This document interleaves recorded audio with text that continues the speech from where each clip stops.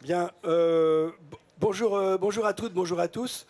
Merci d'être venus. Vous êtes venus, vous avez eu raison, parce que nous avons avec nous Winnie Maass, et c'est un peu comme une espèce d'événement, parce que c'est un architecte, vous le savez que c'est un architecte, très probablement.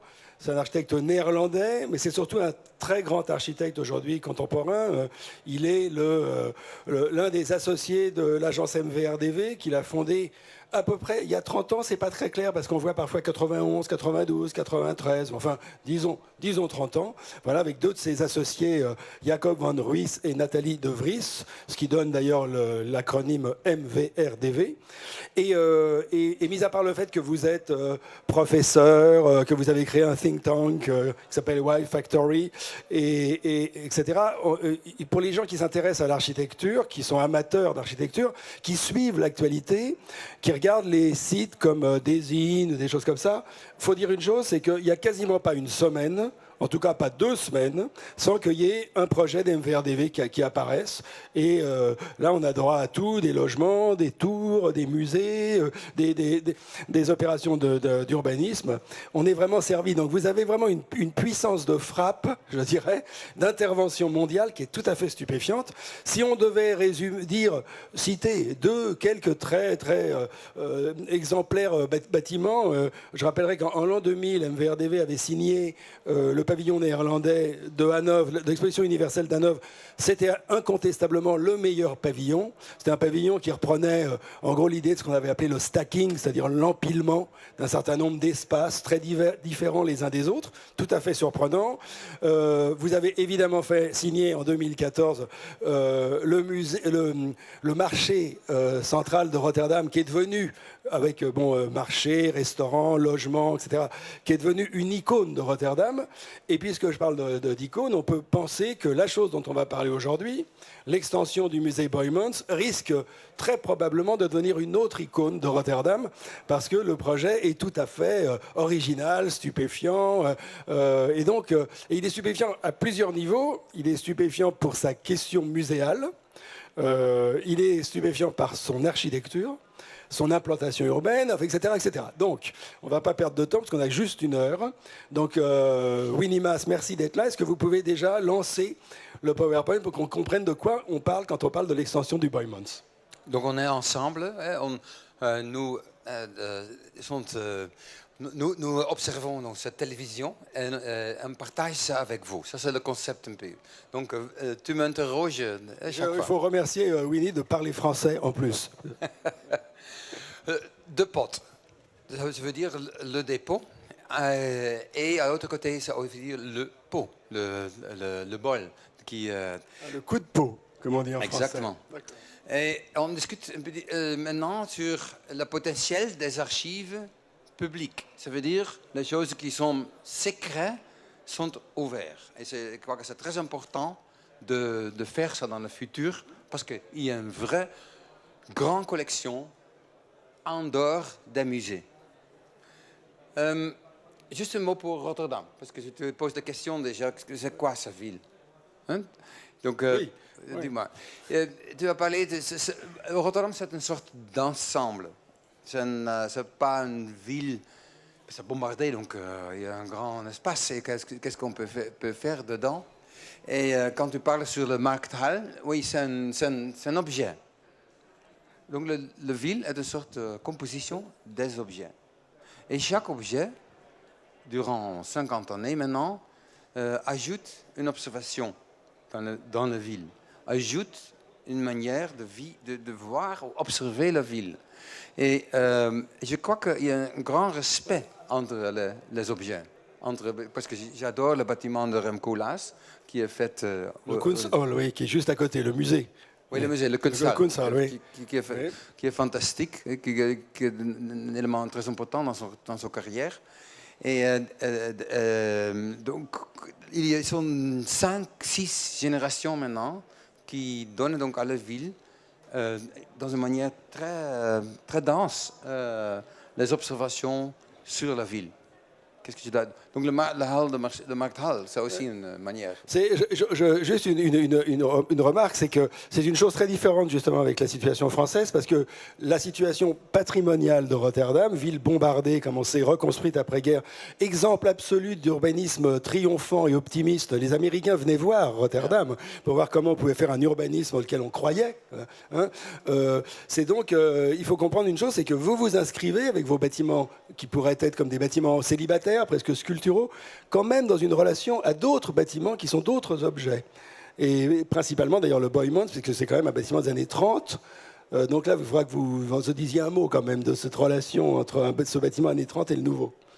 C'est quand on fait donc, dans un musée, on fait aussi une exposition. Ouais. Donc il y a quelqu'un qui fait une sélection des objets ou de peintures, etc.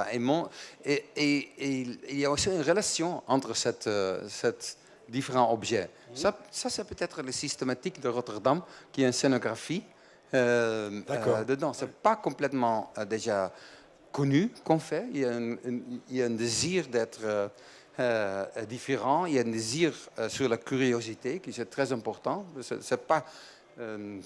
killed, hein, donc c'est pas mort là, et ça donne aussi donc des possibilités, cette culture d'optimisme ou d'être curieux. Donc ça c'est peut-être bien de dire, oui.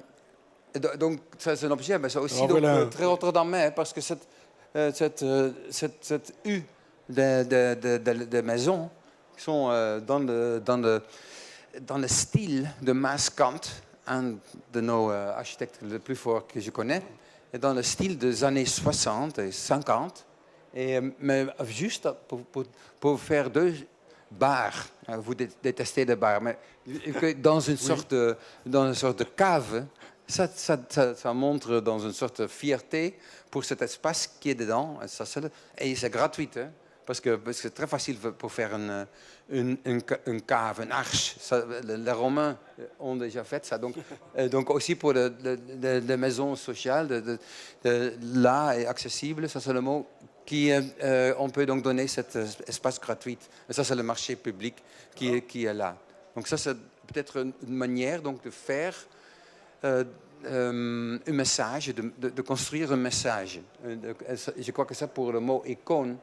Oui, bien sûr, oui. Il y a un rapport à l'espace public qui est très important dans tous ces bâtiments. Oui. Yeah. Oui. Donc, sur cette tradition, on a donc... donc, ça a un certain effet dans le monde pour Rotterdam. Avec ce bâtiment, c'est la première fois que le Lonely Planet a accepté de montrer Rotterdam dans cette livre. Donc... c'est un honneur, hein, parce que on peut discuter sur ça. Donc ça, c'était un peu tu as dit que sur ça. Ouais. Prochaine étape, Museenpark, donc le dépôt. Absolument, voyons. Okay. Approchons-nous. Ouais. Donc le Museenpark est dans cette puzzle rotterdamais, et qui est un parc qui est actuellement une sorte d'assemblage des jardins. Et c'était aux années 80 où Yves Brunier, avec Rem Koolhaas, et moi, j'étais stagiaire dans l'agence, donc j'ai choisi les arbres dedans, et on travaillait sur ça. Et il a conceptualisé ça. Je crois que c'est très intéressant que de transformer les egos, chaque jardin individualiste, dans une sorte de we go, on est ensemble. Donc, c'est intellectuellement, je crois, très, très, très bien. Et c'était peut-être inventé dans le moment que Rem a fait la proposition pour parler de la Villette, où aussi cette montage de la diversité est peut-être la clé pour notre société. Donc, ça, c'est donc visualisé par ce paysage. Ici, le même. Donc là, c'est la nouvelle position pour le dépôt. Ça montre comme ça. Donc, mais ce qui est important, c'est l'inondation, donc le nouvel climat. Oui, mais avant, il faudrait peut-être dire que ce n'était pas du tout une évidence que ce bâtiment s'installe à cet endroit-là.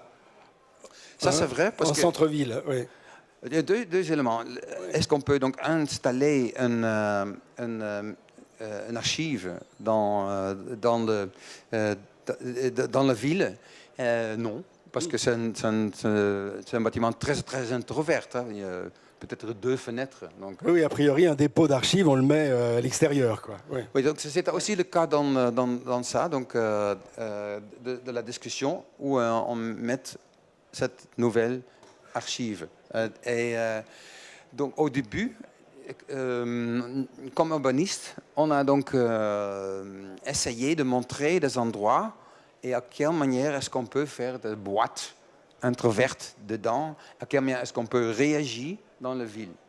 Parce qu'il y a un certain rêve du directeur du musée, Charles X, de faire une archive juste à côté du musée, mais aussi d'ouvrir le musée. Oui.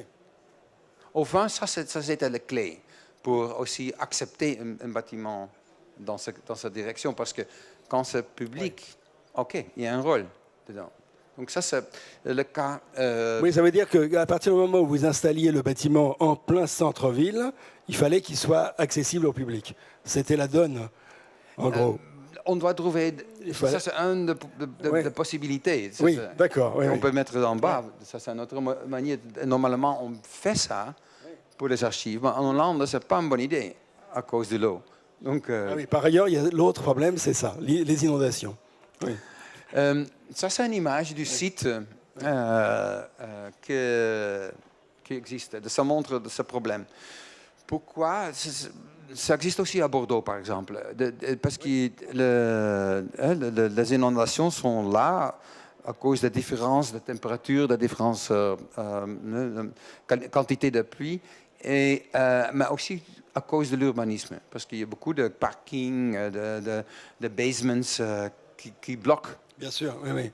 Donc c'est aussi le cas. Et dans ce moment, j'adore cette image, c'est très vague, mais c'est le directeur du musée, avec ce sac de déchetterie, de poubelle, oui. parce que le Mondrian était touché par l'eau. Et ça, avec ça, donc, on a décidé, on n'utilise plus les éléments en bas, on fait donc une nouvelle archive.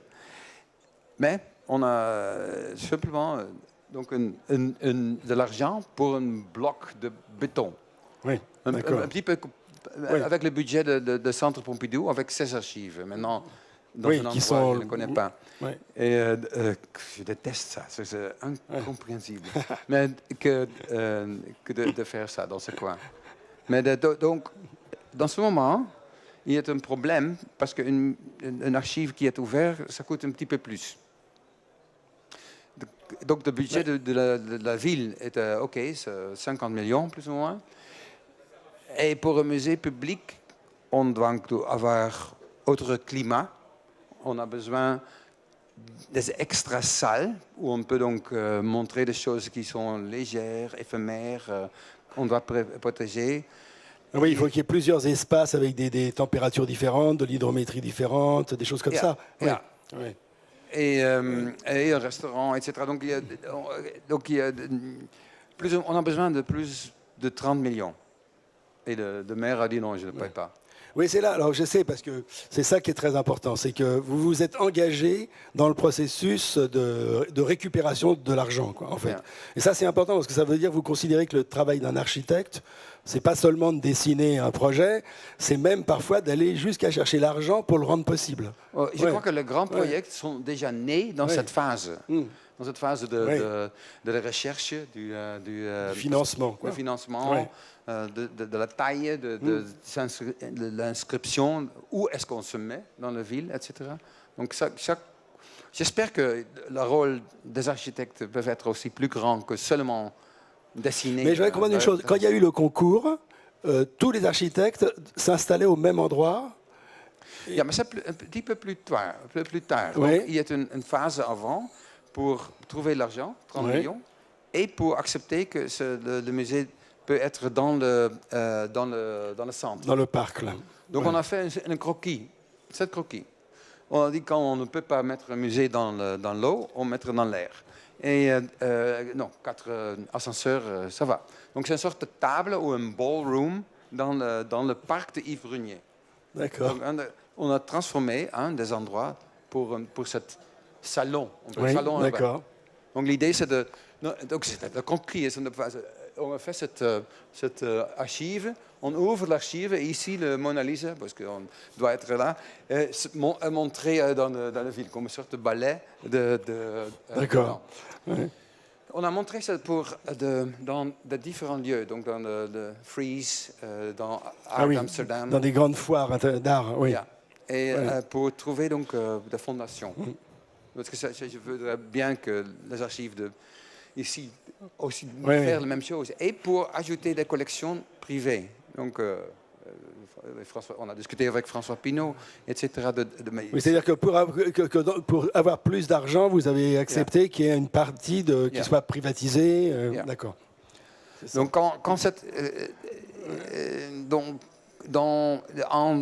ça a coûté 2 ans, je crois, pour trouver 730 millions.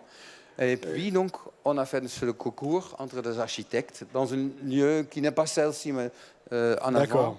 Et on a développé le cahier de charges, qui est aussi un petit peu nouveau. Ça existe seulement à Bâle, par exemple, dans le Schaulager. Schaulager, oui, de Herzog et de Meuron, oui. Oui. Donc, cet cahier de charges est très technique, etc. Donc, c'est aussi un vrai travail. Je n'ai pas fait ça, c'est un autre. Et puis, il y a un concours.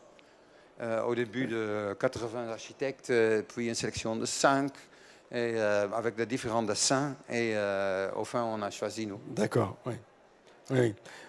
Et alors, donc, il est parce qu'on a l'impression que vous avez accumulé les problèmes, c'est-à-dire à la fois vouloir que les 115 000 pièces du stock soient présentées au public, premier problème. Deuxièmement, se mettre justement là où il y a des inondations. Ça paraît bizarre, mais cela dit, on peut penser que vous, les Hollandais, vous êtes des spécialistes de la question de l'eau, quand même. C'est connu, les polders, etc. Non, vous avez plus d'expérience que nous. Non, j'adore contradiction. Votre culture est aussi une grande contradiction.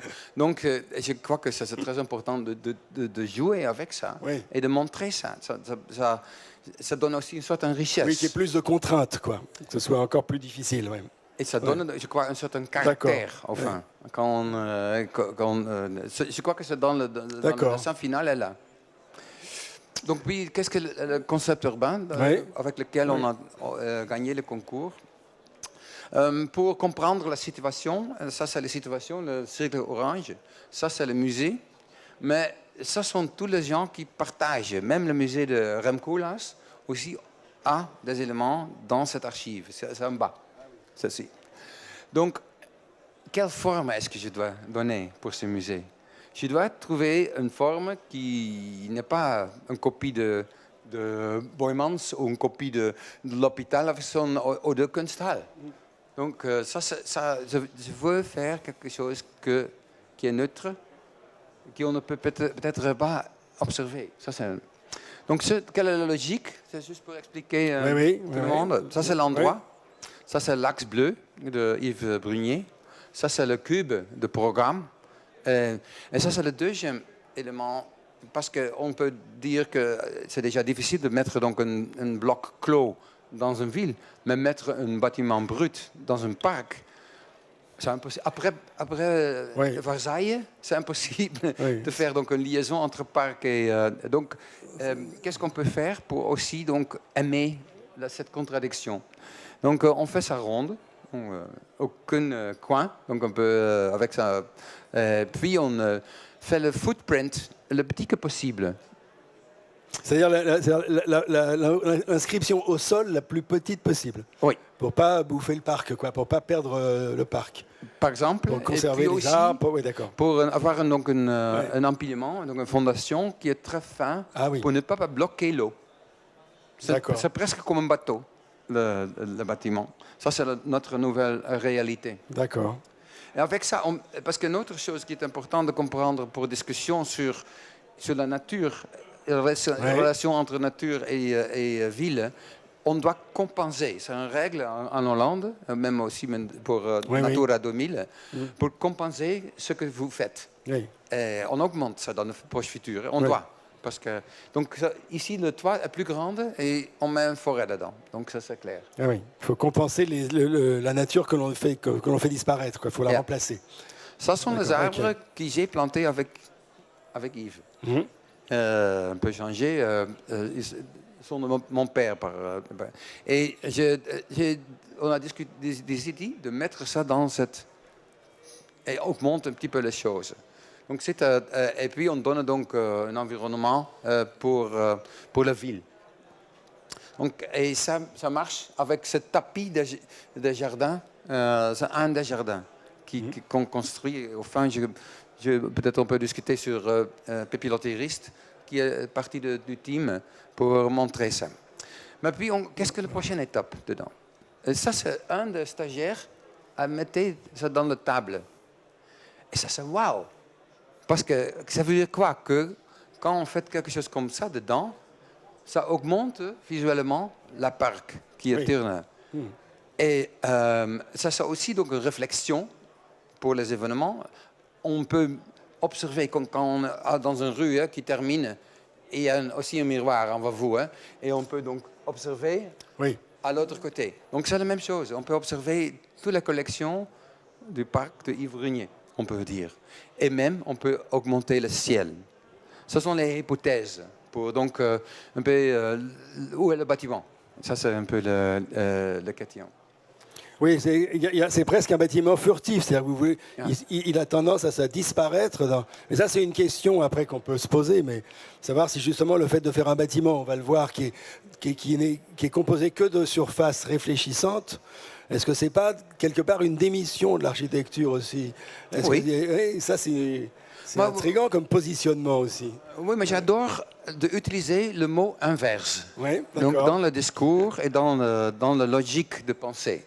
Parce que c'est le rôle d'avant-garde, par exemple. Le mot avant et garde, ça veut dire cette contradiction est dedans. Oui, c'est juste. Donc l'inverse, ça aide de trouver le balance entre les deux. Et ouvrir la discussion. Ça, c'était le concept dedans, sur cette paradoxe qui est dedans. On va montrer maintenant le résultat. Hein? Absolument. Voyons. OK, le plan. Maintenant, un mot sur les archives lui-même. Oui. Donc ça, c'est parce que oui, les contraintes sont énormes pour les archives publiques. Donc là, déjà, donc 50% de rez-de-chaussée, c'est sécurité. C'est un peu donc une pyramide inverse, on peut dire. Oui. Et là, c'est l'ouverture, le café et les restaurants dedans pour cette compensation, parce qu'on est dans un environnement public. Puis donc, on continue. Ça, c'est en haut, on a le concept d'une prison. Wow, prison. Donc, le directeur n'était pas content avec ce mot, mais c'est comme il est. Donc, il y a un grand observatory, un atrium, qui est entouré avec beaucoup de maisons, parce qu'ils ont le climat, c'est l'humidité, c'est la lumière, c'est la température. Donc il y a déjà 3 paramètres dedans, et la taille, le 4e paramètre. Donc il y a 50 différents climats. Et donc chaque climat a son présence dans cette vide dedans. Donc ça, c'est cette vide. Le vide est ouvert jour et nuit. Donc, durant le jour, c'est comme ça. Et durant la nuit, c'est comme ça. La nuit dans le musée, j'adore ça. Mais ça aide. Donc, mais ça, c'est le moment aussi, parce qu'un musée public, ça veut dire quoi? On a besoin donc d'ouvrir quelques lieux pour montrer des choses. Comme dans la table, on montrait le Mona Lisa. Ici, on montre donc dans ce lieu, quand vous désirez d'observer cette Mondrian qui est touché par l'art, on peut donc dire ça. Et il arrive. C'est-à-dire qu'on pourra faire des visites à la demande. C'est-à-dire on demandera à voir... Parce qu'évidemment, il n'y a pas les 115 000 œuvres exposées dans l'escalier. Donc il faut évidemment faire des choix. Mais après, on reviendra là-dessus, sur comment est-ce qu'on le visite, parce que c'est intriguant aussi. Qui peut voir quoi, comment... Donc dans cette recherche qu'on a fait, c'est clair qu'une salle avec le papier, maximum 2 personnes, à cause de l'humidité dedans. Voilà. Donc on doit faire un clic dans l'internet pour dire ok, donc on va trouver le moment. Pour les sculptures, ça va. Donc là, on peut donc visiter ça avec une cinquantaine de personnes. Donc c'est un vrai Ja, c'est une sorte de montage de temps Oui. qui est dedans pour... Et ça, ça, même dans le ticket system, c'est fait. Ça c'est réglé, parce que vous me disiez que ce n'était pas encore complètement certain de savoir comment les gens feraient des réservations. Ça y est, oui. Donc il y a une chance que, oui, le salle de papier n'est pas dans le même moment dans l'autre. Ça, c'est le risque. Oui. Mais bon, c'est comme il est. C'est le maximum dans ce bâtiment. Je comprends, il y a peut-être des autres manières d'archiver, de faire une archive publique. Oui. Ça, c'est une manière de faire ça. Mais, donc, dans ce cas, avec le budget, avec aussi le désir de Charles X, je veux donc montrer aussi cette systématique dedans. Donc, c'est presque un datascape. C'est un mot qui dit qu'on montre les choses qui sont en dehors dedans. Parce qu'il y a aussi des salles avec des racks où il y a toutes les toiles et on les tire. Et voilà, c'est ça. Hein, Ici, c'est sale. Oui, c'est un vrai carrousel. C'est un carrousel, voilà, exactement. Oui. Donc ici, c'était les idées. Le couloir qui entoure le vide, ça sont les idées de peinture, le rack, on peut ouvrir ça. Donc, donc aussi une autre manière d'avoir une liaison avec l'art. C'est très proche. Hein? Et deuxième chose, on doit choisir ou trouver. On ne sait pas, c'est pas dirigé par quelqu'un. J'adore des expositions dans le musée, quand toi ou quelqu'un d'autre fait cette scénographie. Mais ici, c'est impossible. Et on termine tout ça dans le jardin. Pardon, mais ça veut dire quoi? Ça veut dire que les gens qui viendront visiter les pièces trouveront des pièces au hasard, c'est-à-dire ils tireront ou alors on pourra passer commande en disant tel jour je veux voir ça. Ce qui est intéressant, comment s'appelle ça, le systématique de toutes les œuvres. Donc il y a une software. Oui, donc avec lequel on a un overview de tout ça. Et le bâtiment est presque donc comme une software trois-dimensionnelle qui est dedans. Quelques mots sur l'environnement. Je retourne plus tard avec les images. Parce que donc ça, c'est le concept. Donc on peut être en bas. On peut observer le jardin comme le nôtre. Et là, c'est le fantasme de forêt qui est en haut. Et puis aussi à l'autre côté. La chose qui était drôle, parce qu'en Hollande, on doit donc présenter le projet pour un comité de beauté. Chaque fois. Et on demande 4 façades chaque fois. J'ai montré les 4 façades, évidemment. Mais c'était la ville qui est là, donc c'était très facile de montrer. Le prochain élément, parce que cette processus a donné des tests. Ici, on a fait une construction pour cet argent. Est-ce que ça marche, ce concept? C'est la visite de notre roi. Pour ouvrir le gare centrale, un bâtiment très beau. Et on a dit, OK, on fait... Mais où est notre roi? Donc, il est là. Donc, c'est clair, ça marche. Avec cette démonstration, qu'on fait donc cette combinaison entre distance et être proche. Voilà, juste vous voulez dire quoi? Vous voulez dire qu'on peut se cacher dans la foule? Ou on peut au contraire se faire repérer dans la façade? C'est quoi l'idée? Ça change l'échelle. Oui. Donc on a une plus grande overview avec cette hyperbole. C'est le mot dit ça. Et ça s'est montré avec cette petite installation, ce ballon qu'on a fait qui était pratique, hein, parce que on a dit, quand l'organisation a dit, notre roi, il vient, mais ils sont 40 000 personnes là, et ils ne peuvent voir, on veut des écrans. Nah.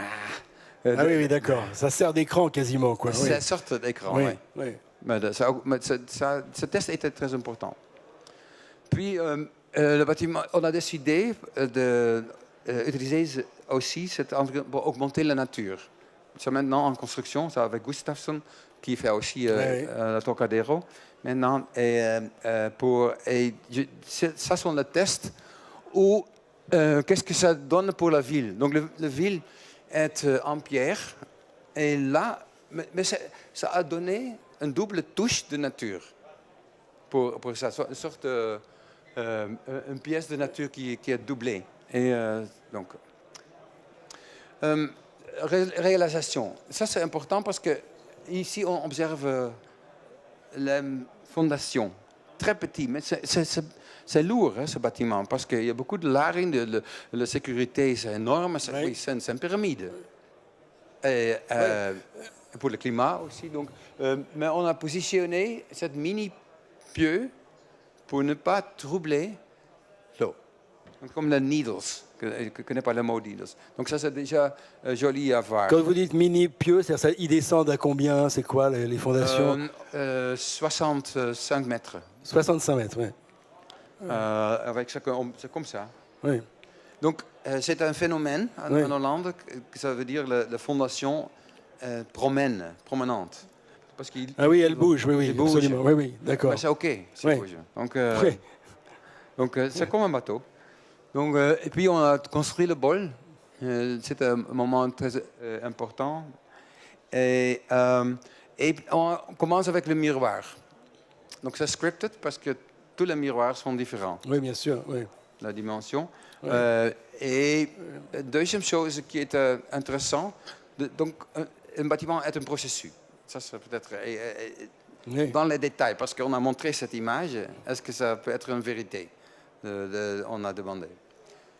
Le verre est à 3 directions. Donc, c'est un peu double direction, ça va, hein, en Italie avec le panneau. Mais ici, on a fait ça à Shanghai. Pour faire cette 3 directions dedans. Il est courbe dans 3 directions. Exactement. En même temps. Ouais. Ouais. Donc c'était fait dans cette usine, testé. Et puis il y a une sorte de balette de gens qui ont positionné tous les éléments dedans. So, c'était OK. Ah, un prochain moment. Donc les miroirs sont faits en Chine. Et oui, ils sont faits en Chine. Oui. Non, au début, parce que c'était bien qu'à Chicago, le Bean est fantastique, parce que c'est un objet de l'art qui est très, très, très important pour la ville de Chicago. Mais donc, on a essayé de faire ça aussi en acier, mais c'était impayable. Donc, cette Bean, ça suffit encore. Mais même avec une shipping industry à Rotterdam, donc vooral parce que on a essayé. Hein. Oui. Enfin, c'était impossible. Donc, pour ça, on a choisi pour le miroir, pour le verre. Donc, un matériau aussi très sensible. Hein, donc. Oh, il y a une grande discussion. Oh, posez des questions. Non, mais il y a une chose qui m'intéressait, c'était cette idée que ce miroir, dans un certain sens, était un écho aussi à une grande tradition de la peinture paysagère hollandaise. Ça, vous pouvez en parler un peu de ça? Dans l'art, vous dites. Oui, parce que vous disiez que vous étiez inspiré de la peinture de paysage, justement, dans le fait que ce bâtiment reflète son... Oui, mais peut-être on doit imaginer maintenant pour répondre à ta question, parce que je suis d'accord, parce que l'Hollande est un petit plat. Donc il n'y a plus de l'air, des nuages. En haut, donc dans l'image qu'on a. Donc c'est pour ça les peintres qui sont dans la collection de Boymans et des autres. Ils ont beaucoup de peintres de cette type. Oui, il y a beaucoup d'espace. Le ciel a une importance. Je te montrerai que ce bâtiment augmente ça. Parce qu'à cause de couverture. Je comprends. Et ça, c'est une autre chose, le nuage. Mais on a fait aussi notre nuage aussi dedans, dans le verre. Pourquoi? Parce qu'il y a une psychiatrie juste dedans. Un hôpital. Un hôpital psychiatrique. Oui. Pour des enfants. Oui. Ce sont 12 enfants avec, qui sont comme marsupilami et mais donc qui ne veut pas. On ne peut pas troubler. Oui, je comprends. Tu comprends. Donc, bien sûr. Donc on a une négociation parce que j'adore qu'il y ait un hôpital dans le centre-ville. Parce que c'est très important. On peut aller en vélo dans l'hôpital. Donc. Mais la discussion avec le directeur était fort. C'est-à-dire qu'il était effrayé de l'idée de ce... Oui, d'accord. De quoi? Le fait que les enfants pourraient se voir dans le bâtiment, déformés. Donc avec le computer, on a donc calculé où est-ce que quand on est dans le jardin ou dans ce bâtiment, Oui. qu'est-ce qu'on ne peut pas voir? Et ça donne cette cloud dedans et je crois que c'est aussi beau. D'accord, il y a une partie qui n'est pas réfléchissante. Non. Et oui, d'accord. C'est ce qu'on voit depuis le jardin de l'hôpital psychiatrique. Donc le mot contexte. Ah ouais. Contexte est donc subtil, ouais. est aussi aidé dans cette religion pour montrer. Donc ça c'est pour répondre à ta question sur le nuage. Mais ici on verra déjà le nombre de ciel qu'il y a dans le bâtiment. Prochaine étape, fenêtre. Parce qu'on veut ouvrir la galerie publique. Oui. Donc, avec la technique de miroir, ici, on peut donc faire cette liaison entre... et ça, c'est fait maintenant dans cette fenêtre. J'aime ça, l'atterrissage. Parce que, à quelle manière de finir le bâtiment? Le rapport au sol, quoi. Yeah. Ouais. Ouais. Et c'est comme ça, hein? Parce que c'est arrondi au bas, donc on a fait ça. C'est comme ça, le détail. Et donc, quand vous êtes là, you want to lie down pour observer ce détail dedans. C'est un peu coûteux, parce que c'était pour observer ça. Mais ça touche donc pas la planète presque. Ça, c'est un peu l'effet dedans. Donc ça, et la dernière chose, c'est la porte. À quelle manière d'entrer un Thunderbirds comme ça. Donc ça, c'est l'idée. Je montre ça. Ça, c'est une des portes. Ça ouvre comme dans un bus. C'est le même Jean qui a fait ça. Et ça veut dire que il se ferme. Plap. Donc, où est le musée? Où est mon entrée? Ça, c'est l'idée. Mais donc, il y a des techniques pour faire ça. Ça, c'est un peu de concept. Et ça, c'est très classique, hein, parce qu'il y a beaucoup d'architectes qui disent, quand j'entre au musée, je dois avoir un momentum de réflexion. Waouh! Maintenant, c'est plus que ça. Donc une entrée où on a une certaine distance entre extérieur et intérieur pour avoir. Donc, maintenant, on trouve une solution très mignon, c'est même 200 mètres. Quand on voit ce bâtiment, moi j'ai le sentiment qu'il s'inscrit dans une tradition aussi d'un certain type de bâtiments qui sont inspirés à la fois par toutes les recherches sur l'espace. Vous citez même le mot planète, mais les planètes, les engins spatiaux, mais même aussi l'architecture des révolutionnaires français comme Boulay. Ça, c'est quelque chose que vous avez puisé dans tout ça quand vous avez travaillé votre projet. Ça, c'est une bonne observation parce qu'il y était un moment où j'ai observé Boulay, donc avec son grand boulot et bol. Et quand vous donc faites cette ball qui existe aussi à Parc La Villette, oui, absolument, absolument, oui. Ça, ma boulot est un théoricien sur ça, donc pour combiner l'intérieur et l'extérieur avec cette forme. Donc c'est vrai. Deuxième chose qui a inspiré, ça c'est le surréalisme.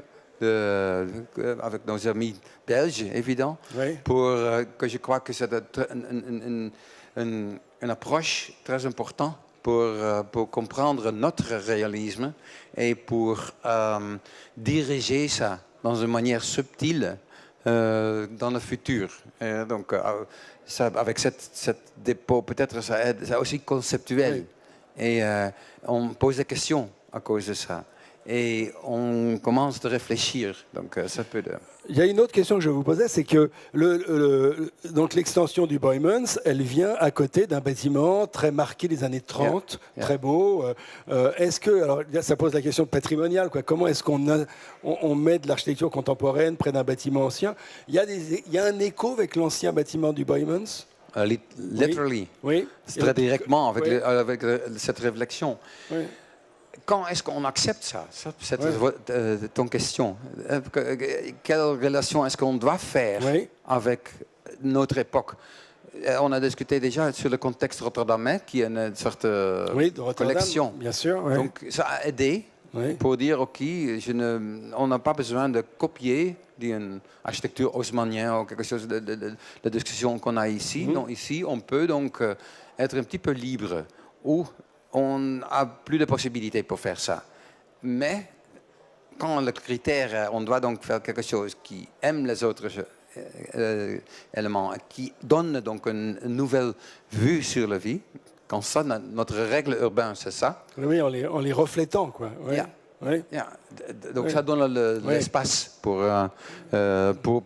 faire cette combinaison. Quelles contraintes ça pose du point de vue architectural de construire un bâtiment sphérique comme ça? Il n'est pas vraiment sphérique d'ailleurs. C'est comme vous dites, c'est un peu un bol aussi. Ouais. C'est vrai que... c'est pas une boule. Non, Ouais. ça c'est trop cher. Oui. Donc c'est une optimisation des coûts. Ça c'est influence. Deuxième chose, c'est la manière qu'on veut refléter de ville. Donc avec ça, c'est plus tard le New York Times a dit dans son article, parce qu'avec cette courbature, Couverture, ouais. les tourelles de Rotterdam, qui sont à 100 mètres en hauteur. Donc, et maintenant, ça se montre comme... Ah oui, ça les allonge. Ça s'allonge. Et maintenant, c'est plus beau que Manhattan. Donc, pour Rotterdam, c'est important, hein, parce qu'on a un peu... Mais là, il y a un effet aussi presque surréaliste de déformation de l'architecture environnante. Oui. Mais c'est aussi un effet Calimero, on dit ça en Hollande. Donc, on est très petit, on veut être un petit peu grande. Oui. Et maintenant, le moment... il y était un Parisien qui m'a dit Rotterdam, c'est Paris-Nord. Et maintenant, on dit Rotterdam, Paris, c'est Rotterdam-Sud. Donc, pour utiliser ce dialogue. Oui. Mais il y a l'idée aussi que les façades extérieures on puisse y projeter des choses. Oui, tu peux montrer ça. Oui. Peut-être c'est joli. Juste pour quelques images de l'intérieur avant de... ça, c'est maintenant... ici, des images des archives. Donc, tu as vu ça? Maintenant, oui, là, le Bruegel est là. Différentes compositions. Je ne sais pas. 170 000 objets qu'on sont là. Ça, c'est donc une sorte de spectacle. Top. Ça, c'est le monde. Hein? Ça, c'est notre esprit de la biodiversité des choses qui existe, qui est très parlante dedans. Quelques images de forêt. Ils existent déjà 5 ans, donc c'est un test pour nous aussi. Le musée a dit, OK, est-ce qu'on peut donc faire ça? Ils sont donc traités dans une manière, dans une technique, augmenter les roots dedans. Différentes plantes, ils sont là. Ils sont réfléchis par le pavillon. Et maintenant, on est là, presque. Donc ça, c'est le fait avec Rotterdam M New York. Le toit. Et sa position. Et l'extension de parc en bas, la forêt en bas. Maintenant, le résultat, comme il est, presque là. Et maintenant, donc, il adore Rotterdam. Ça, c'est le bâtiment qu'il veut dire. Et maintenant, qu'est-ce que la prochaine étape? C'est au fin de cette année. On utilise aussi le jardin comme une sorte d'écran, un canvas. Et avec, on commence avec Pepilotti Iris. Donc ça, c'est l'idée de faire ça. Ça sont les premiers tests. C'est une sorte de mirage, je crois. Durant Covid, on a développé ça techniquement. Quel type d'histoire Pepilotti veut ajouter. Et je crois que ça donne donc un parc 3D au fond. Ça augmente durant la vie aussi cette vouloir ou ce désir que j'ai d'avoir donc de la nature partout. C'est Alice in Wonderland un petit peu dedans. Donc ça, je voudrais Mais vous êtes conscient que ce bâtiment, c'est un pouce au crime du selfie, quoi. Ça va être la déferlante d'Instagram va être infernale. C'est-à-dire que les gens vont tous se prendre en photo dans la réflexion. C'est pas mon responsabilité. Ouais. Non, mais je suis pas convaincu que vous soyez honnête en répondant comme ça. Parce que je crois au contraire que vous avez l'idée que l'architecture doit être instagrammable et que ça fait partie aussi de la donnée de l'architecture. J'ai deux expériences avec Instagram. Un, c'est que oui, ça a ajouté pour nous de travail parce que ça donne donc une sorte extra groupe de gens qui a énormément augmenté le public. Ça donne aussi donc aussi une critique potentielle dedans. Donc c'est pas si agréable que tu maintenant imagines, hein, parce qu'on obtient aussi beaucoup de hate mails. Oui, je suis sûr. Dans le même moment. Donc, chaque bâtiment que nous faisons, on fait donc une vraie analyse. Je ne lis pas tous les hate mails. Mais pour comprendre un petit peu la réaction. Je sais que architecte est un rôle public. Oui. Donc, on doit donc vivre avec ça. Pour moi aussi, quand je veux donc faire une architecture qui est urbanistique, qui veut être urbain, qui veut être je suis dans un discours public. Donc, l'Instagram aide de cette manière. Je voudrais d'ailleurs même ajouter que dans votre agence à Rotterdam, il y a une chose très particulière, c'est que vous avez une tribune. Oui. Hein, vraiment, où les gens de l'agence viennent exprimer devant tout le monde leur point de vue, leur position. Donc cette idée de l'espace public comme un lieu de débat et d'échange, c'est même inscrit dans votre processus de travail. Oui, aussi dans l'université que j'ai fait aussi cette tribune dedans. Je crois qu'on a besoin, votre culture est merveilleuse sur ça, peut-être qu'il faut parler un petit peu trop beaucoup, mais d'avoir donc ce discours. Mais à quelle manière de faire un discours qui est productif? Oui, parce que ma question était évidemment un peu provocatrice sur Instagram, mais parce que je sais que vous avez, c'est très important pour vous, cette idée que l'architecture, elle a une fonction sociale, voire politique.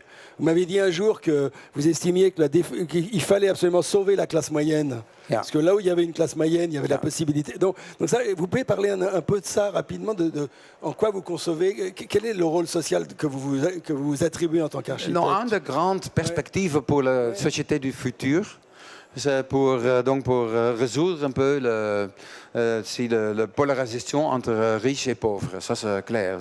Donc, entre nord et sud, dans la ville, et les deux, on doit donc combiner. Donc, ça m'intéresse. C'est clair que on peut résoudre peut-être, mais je ne suis pas un sociologue, donc peut-être toi tu peux répondre plus profond sur ça. J'ai essayé de parler avec Monique Eleb dans un moment sur ça. Est-ce que le désir d'avoir donc une plus grande société de middle class, est-ce qu'avec ça on peut donc résoudre le problème? L'actualité est intéressante parce qu'en Chine, maintenant, donc Xi Jinping dit je veux avoir plus de l'argent de Tencent et de Alibaba. Oui, des GAFA chinois, quoi. Pour faire cette middle class un peu communiste ou socialiste, dedans, ça montre déjà cette hypothèse. Est-ce que c'est la bonne manière? Ça, c'est une autre chose. Mais...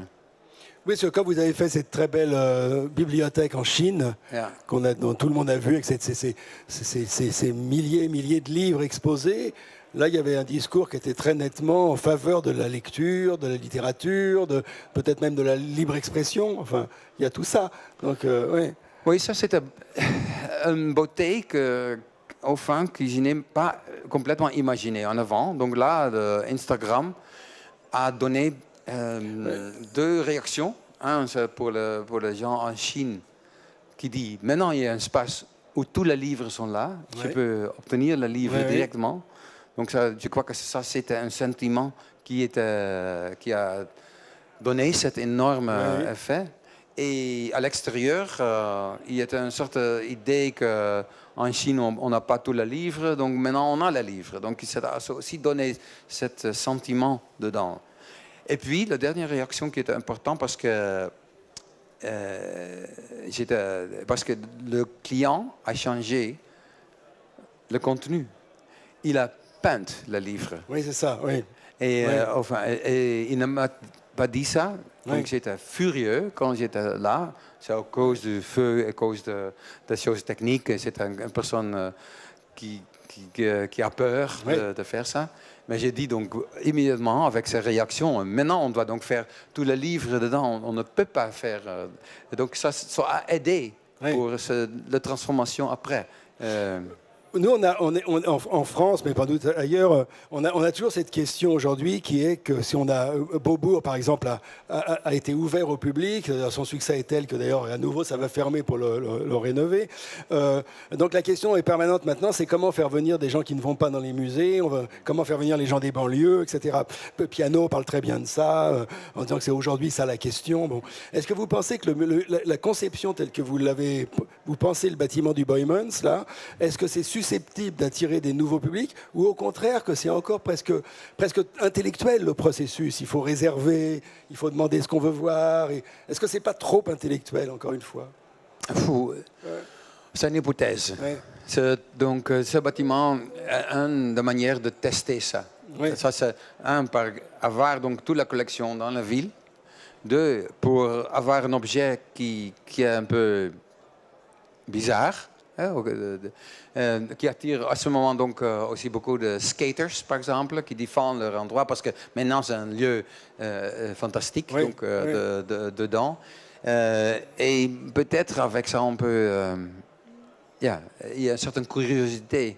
On augmente la curiosité. Elles sont importantes, les parties qui sont privatisables. Dans le musée. Dans le musée, ça représente quoi? Ouais. Combien de pourcentage? Oui, Plus ou moins 20%. 20%. Ah. Ouais.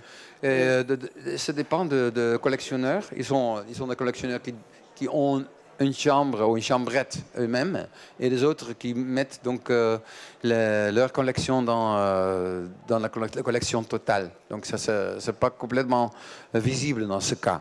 Et oui, c'est comme ça, mais c'est normal qu'on loue l'espace. Vous avez eu des retours de vos confrères, par exemple de Rem Koolhaas ou de gens qui avaient construit sur ce site face à votre proposition? La première réaction, non. Donc il est intéressé quand on a gagné le concours, on a montré dans la ville, il y a un discours, il y a beaucoup de réactions. Oui. Ils sont des gens à Rotterdam qui disent « Wow, next step », donc j'adore ça. Ils sont des paysagistes qui disent trop beaucoup, ça on ne peut pas dire.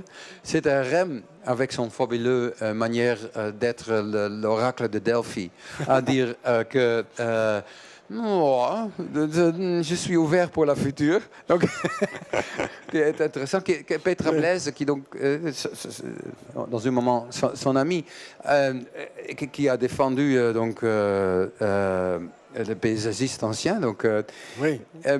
qui dit je déteste ça, donc, mais bon, Oui. bon, c'est comme il est. Mais maintenant, il n'y a aucune personne à l'Hollande mais maintenant, on a montré que Oui, il y a plutôt une adhésion générale, quoi. l'opinion générale maintenant, je crois, c'est ça. on aime le tipi ici, on aime ça. Donc, Et alors, il y a une question, je vous l'avais posée, mais je voudrais que vous en parliez un moment. C'est un peu avec Beaubourg, c'est le même, hein, parce que vous avez inventé aussi la manière de vivre avec ça. Et Beaubourg, c'est beau parce que c'est aussi une place qui est à côté. Bien sûr, bien sûr. Donc cette liaison, c'est un formidable succès. Oui, absolument. Je sais que quand Piano me dit qu'à chaque fois les gens disent on ne pourrait plus construire Beaubourg aujourd'hui, il dit mais c'est un faux problème. Il fallait le construire, on l'a construit, et ce qui était le plus important, c'est de montrer qu'on pouvait ouvrir un musée au public. Ça, on a réussi. Maintenant, la question, elle est ailleurs, c'est faire venir les publics. C'est pour ça que je vous posais la question. Oui, mais le choc public, hein, Beaubourg, c'est un moment qu'on a... je crois que quand on fait 3 Beaubourg à Paris, ça n'aide pas. Non, absolument.